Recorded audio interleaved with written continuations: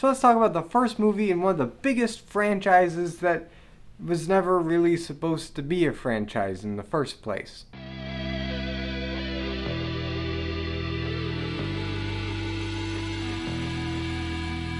The Terminator. So The Terminator came out in 1984 and was directed by James Cameron, who had this idea of a metal skeleton walking through the flames. It was some dream that he had. And then he went and made a movie based on that premise, and it's The Terminator. And The Terminator is an interesting movie because it was the movie that put James Cameron on the map. James Cameron has gone to make some of the biggest, most expensive, and most popular movies of all time. I think that's pretty safe to say. Back in 1984, James Cameron did not have any of that clout, and The Terminator is an example of classic 80s down and dirty filmmaking. You know, he didn't have the biggest budget, but he did what he could with what he could afford, and we got a pretty awesome movie out of that. But what is the premise of The Terminator? Well, if you don't know already, in the far-off future of 1997, the machines become self-aware and they wipe out humanity. Obviously that didn't happen, but hey, it was the 80s, they didn't know. But in the year 2029, the remaining humans, led by John Connor, who's this big resistance hero,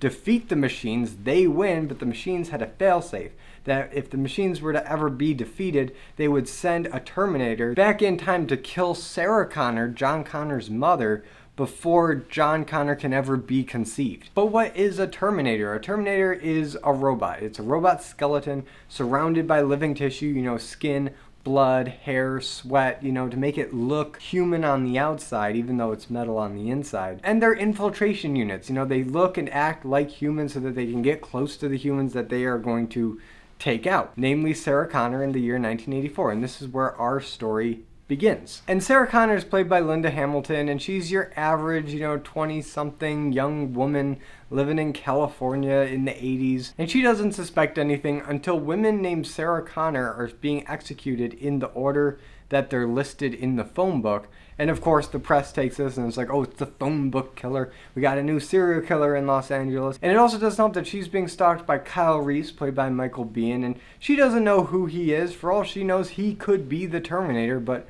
of course he's not. The Terminator is actually played by Arnold Schwarzenegger. And aside from Conan the Barbarian, this is the movie that made Arnold Schwarzenegger a household name. And he kills it as the T-800 in this movie. You just look at him and the way he moves and the way he interacts with people. He looks like a machine and acts like a machine. There's scenes where he's just kind of looking around and you can tell that he's scanning the scenery like a machine would. And it's not done through effects or anything, it's only done through Arnold's acting. And to his credit, he sells that aspect of it. What he doesn't sell as well is the infiltration side, because you have someone looking like Arnold Schwarzenegger, he's gonna stand out. You have this giant 6'12" Austrian dude dressed in leather, and he's walking around with giant guns. Not the most subtle way to infiltrate a society, which is something that Terminator 2 will improve on with Robert Patrick's T-1000. But even so, Schwarzenegger's Terminator is still great in that Jason Voorhees horror slasher movie kind of way, where he's just this killer that will not stop until Sarah Connor is dead. He's relentless. And this movie, more so than all the other Terminator movies, really capitalizes on the horror aspect. I would argue that the original Terminator has more in common with those traditional 80s slasher movies than the science fiction genre that it's usually lumped into. And while, yeah, the concept of a machine going back in time to kill the mother of its enemy is a very high sci-fi concept, the execution of it is grounded in horror and suspense. It's kind of the same thing with Alien. You know, would you classify Alien more as a horror movie or as a sci-fi movie? I would say horror, because even though it has sci-fi elements, the purpose of the movie is not to have you marvel at the science fictionness of it, but instead to be made uneasy and feel suspenseful and shock and horror at what's going on in the story. And Terminator is the exact same way. And that's a genius move on the part of James Cameron. For one, because it allows James Cameron to really pull from horror and suspense and not show the Terminator that much. You know, we get little glimpses behind the curtain a couple times, you know, like when he's doing the eye surgery and we see the robot eye underneath, you know, stuff like that. But it's not really until the end of the movie when we fully see the robot in all of its stop motion glory that hasn't aged that well. But for most of the runtime, you don't see a lot of special effects and sci-fi elements because it's grounded in Los Angeles in 1984, and at its core is the story of Sarah Connor and Kyle Reese running from the Terminator. It's a 2-hour-long chase through the city of Los Angeles, and it is endlessly entertaining. And another thing that separates this installment from the rest of the franchise is the look of the city of Los Angeles. James Cameron goes for a style here that I'm just gonna call tech noir, not just because that's the name of the club that Sarah Connor hides out in this movie, but I think it's an appropriate name because it has a very clear film noir influence that the later movies just kind of abandon, and it's really a shame because the way this first Terminator looks, the smokiness and the atmosphere of all these locations really heightens up the fear and menace of the Terminator. But it's not just traditional film noir. This is set in the 80s after all, and so there's a lot of like smoky neon, and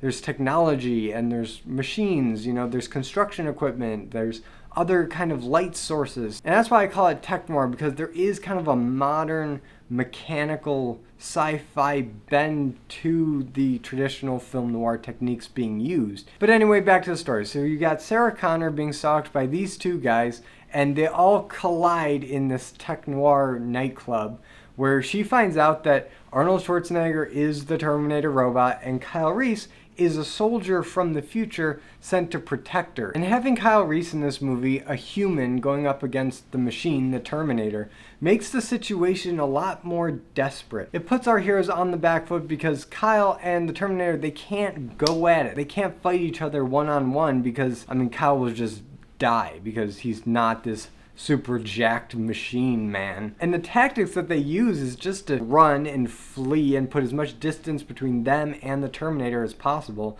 until they can actually regroup and come up with a plan to just take him out. And the casting of Michael Biehn is interesting because he's not on the same level physically as Arnold Schwarzenegger. He's fit and muscular, sure, but he's still kind of a small frame guy. He's kind of slim. So when you look at him and you look at Arnold Schwarzenegger, you can tell that one is clearly a lot more threatening and imposing than the other, which just visually tells you all you need to know about that dynamic, and that Kyle is a little out of his depth here. And is it just me, or does Kyle in this movie look a lot like John Constantine? I don't know. I feel like there's something going on there. I think one was inspired by the other, or maybe they were just both inspired by Sting. I don't know. But as soon as Kyle and Sarah get a moment to just kind of breathe and explain what's going on and who's Kyle, why is he here from the future, and what is this machine out to get her, he tells her pretty much everything about the future, and it's a lot to take in. And she takes it pretty well, but after a very intense chase scene with cars in a parking garage, the cops actually arrest our heroes, and Kyle Reese is taken into questioning to try to figure out who is he and is he crazy, because he's talking about the apocalypse and the future and end of the world and machines and cyborgs, and it sounds like paranoid delusions. And they bring in Dr. Silverman, a psychologist played by Earl Bowen, and he is convinced that Kyle is crazy, and he's actually a little impressed at Kyle as to how intricate and complicated this delusion is. And it's here where Kyle drops some information, which is why the Terminator should really never have been a franchise. Based on the lore that we understand in this movie that Kyle explains to the psychologist, there is no reason why there should be any other time-traveling shenanigans in Terminator movies, because Kyle explains that after the Terminator went through, he volunteered to go through after him, and then after he went through, John Connor blew the whole thing up, the whole time travel equipment, whatever machinery that they used to mess with the space-time continuum, that's gone. Nobody else goes through, nobody comes home, it's just Kyle Reese and the Terminator. So really at the end of the movie, when the Terminator is defeated and Kyle is dead, there really shouldn't be any more movies. And when I eventually do a video on Terminator 2, I'll explain why that movie just barely works based on this premise. There is no excuse for Terminator 3, Genesis, Dark Fate. There is an argument that could be made that maybe Terminator Salvation makes sense, even though it's not a great movie. But really, there's no reason why there should be any more time-traveling robots in this franchise. And if you look at how the series has progressed, it's just gotten more ridiculous as they try to justify how they can send more machines back in time. But that's Hollywood for you, and if a movie like Terminator makes a lot of money, you know there's going to be sequels. But anyway, it's here in the precinct where the Terminator does catch up with them, and he just destroys all the cops in this building. I mean, it is a massacre, the scale of which we have not seen in this movie before. Lieutenant Traxler earlier in the movie makes a point to say that there's 30 cops in this building, and I'm pretty sure they're all dead. I don't think a single cop made it out of this precinct alive, because the Terminator is just mowing down dudes with machine guns and shotguns, and he's got the perfect accuracy of a machine. In fact, there's a really cool moment where a cop kind of ducks for cover behind a wall, and you can see the Terminator tracking him, and so he sprays machine gun fire following him, shooting the dude through the drywall because he could track where he was going to be, and he got him. But it would be a crime if I didn't give an honorable mention to Lieutenant Traxler, played by Paul Winfield, and Volkovich, played by Lance Henriksen, because these two guys are probably the most entertaining part of this movie just because of their banter back and forth. You can definitely tell that they've worked together for a long time, and it's some of the best written dialogue in this movie. I just love watching the scenes with these two guys going back and forth, and just seeing Volkovich get the shaft in every conversation that he's in. Even when Sarah and Silberman are in the room, he's trying to prove himself and tell these stories of stuff that he's seen and experienced, and nobody cares, and they just tell him to shut up, and he just kind of fades into the background all dejected, and it's just so much fun to watch. But anyway, Sarah and Kyle manage to escape this massacre, and before long they end up staying in this cheap tiki motel together. And it's here where the movie tries to be romantic. And while I wouldn't say the romance in this movie is the strongest part of it, I do think it works. And that's because when they're in this hotel together, Kyle Reese starts talking about why he came back and why he volunteered, and he lets slip that it's because he is in love with Sarah Connor, that he had this picture of her from when she was young, and that he's kept it with her, and he memorized it, and he basically fell in love with that picture, which sounds really creepy. But I guess Sarah's felt the same way about him, because they do end up sleeping together that night, which in any other movie would just be an excuse to just throw up some nudity, to have a steamy sex scene, to just clinch that R rating. But I will always say that The Terminator is the one movie where the sex scene may be the most important scene in not just the movie, but in the whole franchise. Because when they did it, Kyle Reese got her pregnant with John Connor, the savior of humanity. And so if that scene never happened, the human race is screwed, and we have no franchise, we have no story, there's no point to any of it. And I would say that's enough to warrant a sex scene. And on top of that, it's not shot like a normal R-rated sex scene. It doesn't heighten the nudity. In fact, there's very little nudity actually in the scene. Most of it just kind of focuses on them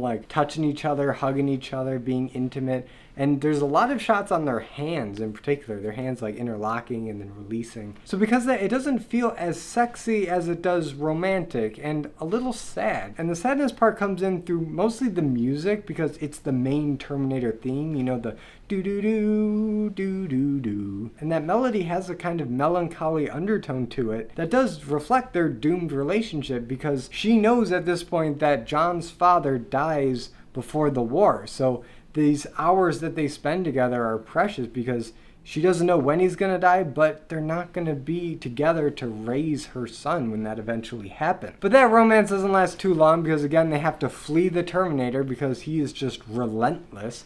And we have probably the most exciting action sequence in here, where they're running on foot and the Terminator is just chasing them in this massive truck, and Kyle Reese puts one of the bombs in the tailpipe of the truck and it just blows up. Kyle ducks into a dumpster, Sarah runs around a corner, and the whole thing is just engulfed in flame. And from the first time I saw this scene, I just had a vision of this being a Lego set. This is probably because Terminator was the first R-rated movie I ever saw. I was 11 or 12 years old when I saw this, and I could just see, the truck being a Lego figure, and all three of the main characters being Lego minifigures, and then seeing the skeleton coming out of the wreckage being a Lego skeleton but silver. I just think that scene really lends itself to being Lego-ified, even though Lego doesn't really do R-rated movies. I still think it would have been cool. But it is here where we finally get to see the stop motion skeleton in all of its janky glory. And as much as I do like to make fun of the jankiness of the stop motion of this robot, and it does kind of kill the intensity and the fear for me a little bit, because he moves like the Bumble from Rudolph the Red-Nosed Reindeer. It's just not that threatening anymore. But on the flip side, whenever it gets to like a medium shot or a close-up where they have a practical, real, like in the frame Terminator skeleton that you see, and you see it move and you see it interact with them, it looks real and it looks great, and the fear comes right back. It's just in those wider shots where it just looks a little fake. But it's here where they lead the Terminator into this factory where they have the final showdown, and Kyle jams an explosive into the Terminator's stomach region, and it blows him up, and Kyle dies in the explosion. Sarah Connor is wounded in her leg by some shrapnel,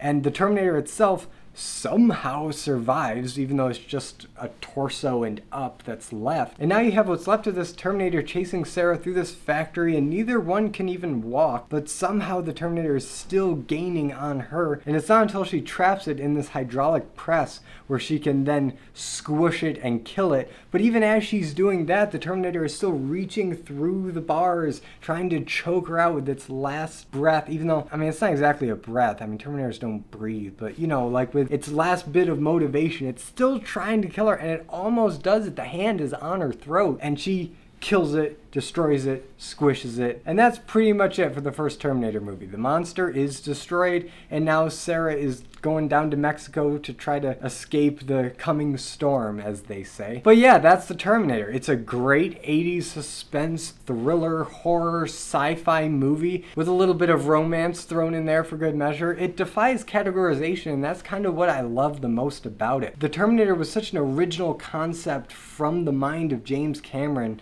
that was executed in a way that only James Cameron could do it, with this kind of tech noir style and a little bit of horror influence in there, and it just works. And as for which one I like better, Terminator 1 or Terminator 2, I can't really decide because they're so different. It's kind of like Alien and Aliens. You know, I love both of them because one of them is just a straightforward action movie, while the other is action sci-fi, yeah, but there's a horror bent to it, which kind of adds a different flavor. And if you were to ask me which one I like better, say 5 years ago, I would say Terminator 2 because it is technically better. But I don't know, as I've gotten older, I've grown to really appreciate what they did with this original Terminator. And despite some of the cheaper effects and lower budget, James Cameron really did make a masterpiece here. Now I turn it over to you guys. What do you think about the Terminator? Whatever you think, let me know in the comments. And if you like this video, be sure to give it a like and subscribe for more content, and hit the notification bell to be notified every time I upload a video. And as always, I'm Colby. This is my nerdy talk, and I'll see you in the next video.